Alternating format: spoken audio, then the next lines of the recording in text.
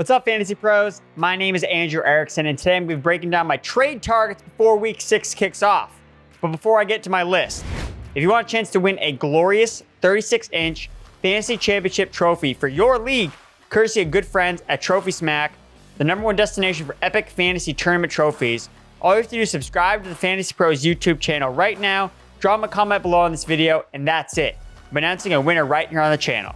So make sure to turn on those notifications so you can claim your prize. Let's not waste any more time. Let's get straight to the list of trade targets. Running back Isaiah Pacheco, Kansas City Chiefs, buy.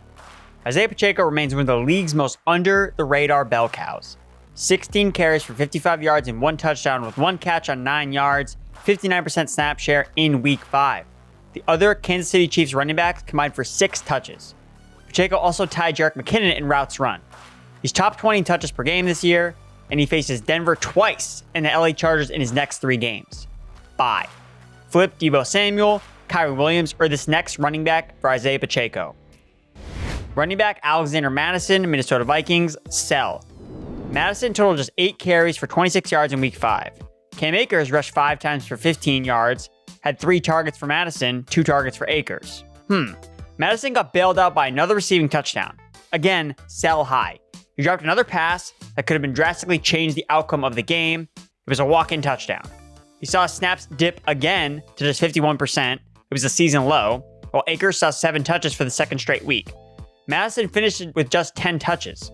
Fullback CJ Ham was playing more on passing downs, seeing a season-high 25% snap share. Madison's losing snaps to a fullback. That's all the justification you need to get out now. He also ranks outside the top 20 in touches per game, and the offense just lost Justin Jefferson for at least a month. Acquire Darren Waller, Ramondre Stevenson, James Cook, Jerry Jeudy, T. Higgins, or this next buy low running back with Alexander Madison. Running back Damen Pierce, Houston Texans, buy. The Texans' rushing game was led by running back Damen Pierce versus the Falcons, who carried the ball 20 times and demonstrated his ability to grind out yards. He managed to gain 66 yards on the ground, averaging 3.3 yards per carry, although he didn't find the end zone. But more importantly, in a close game, there was not a sniff of Devin Singletary. As the Texans' offensive line gets healthier, watch out for Pierce. The usage is trending upward for him to have a breakout performance in the second half of the season. The Texans running back is averaging nearly 19 touches per game this year. Sell Christian Watson, George Pickens, Tyler Lockett, or this tight end to acquire Damen Pierce. Tight end George Kittle, San Francisco 49ers, sell. Every week, it's somebody else in the 49ers offense that goes off. George Kittle's week came on Sunday night to the tune of 3 catches for 67 yards on 4 targets with 3 touchdowns. But don't get it lost that Brandon Aiyuk was still the #1 receiver with a dominant 28% target share and 49% air yard share. He tied Kittle for the team lead in routes run. So what do you do when a 49er goes off? You sell high. We did this with Deebo Samuel, we did it with Brandon Aiyuk, and now you do the same thing with George Kittle. Because Kittle was one of the most boomer bust tight ends last season with Brock Purdy, and nothing has changed. He has 2 top 6 finishes this year and 3 outside the top 30. Cash out for Jerry Jeudy, T. Higgins, Chris Godwin, Zay Flowers, Nico Collins, or this next buy wide receiver target. Wide receiver Michael Pittman Jr., Indianapolis Colts, buy. Pittman Jr. played a significant role with 5 receptions for 52 yards in Week 5 on 7 targets. He had 5 targets from Gardner Minshew for a 35% target share.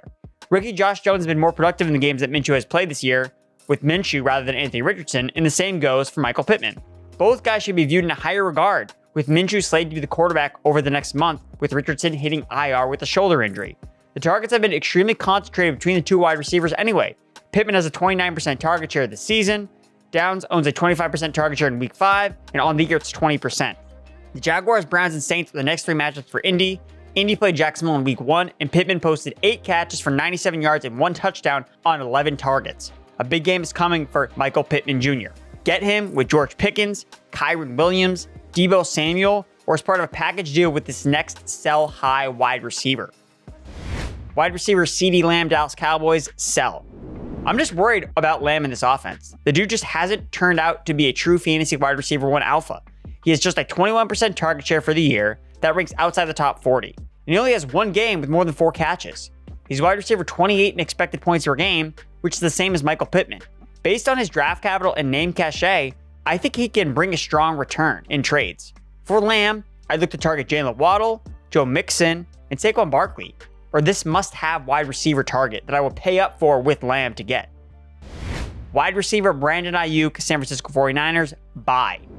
Again, Aiyuk was the #1 receiver in Week 5, with a dominant 28% target share at 7 targets and a 49% air yard share, 104 air yards. In Week 5, catching 4 balls for 58 yards. He tied for the team leading routes run. He remains my favorite 49er to be invested in for the rest of the season. Over his 4 healthy games, he owns a 27% target share and a league-high 51% air yard share. He's seeing half the downfield targets for the San Francisco 49ers. Whenever San Fran goes downfield, it's going to Brandon Aiyuk. Flip Chris Olave or this other Saints player to snag the 49ers' #1 wide receiver. Running back Alvin Kamara, New Orleans Saints, sell. Kamara led the ground game for the Saints with 22 rushing attempts, gaining 80 yards and finding the end zone once on a 62% snap share. He displays versatility as a dual threat back, catching 3 balls for 17 yards on 3 targets. 37% route participation was down from last week, as the team didn't really need to throw up big early in a blowout victory. Now, Kendrick Miller was also heavily involved, receiving 4 targets, making 4 catches for 53 yards, displaying his availability in the passing game. He only ran 2 fewer routes than Kamara, and each saw 2 targets in the first half. Miller went 12 for 37 rushing, although some of his work came later in the blowout. Still, he saw some time alongside Kamara before the game got out of hand, as the team recently released Tony Jones Jr. Hence why I want to sell high on Kamara. The backfield was not all his, with Miller sprinkling in, and Jamal Williams will eventually be returning, which could spell further touches away from AK-41. Kamara has averaged 24.5 touches per game since returning from suspension over the last 2 weeks. That leads all players and is likely not sustainable for the long haul. Sell Kamara for Saquon Barkley, Breece Hall, Jalen Waddle, Joe Mixon, or my #1 buy low wide receiver target.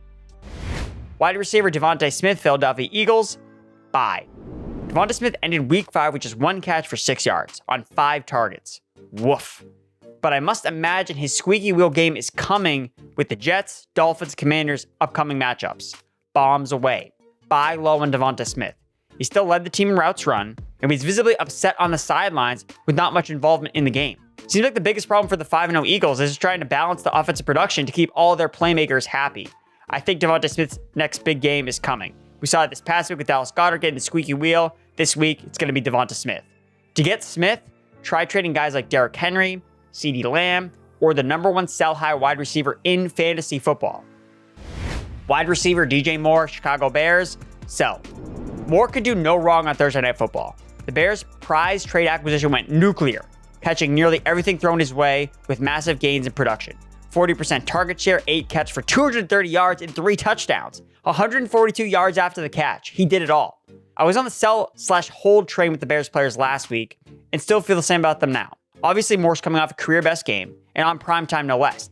If you can trade him for a king's ransom, I think I'd do so. And by that, I mean like a top 5 running back/wide receiver talent. Because Moore has never been better than a fantasy wide receiver 2 throughout his entire NFL career.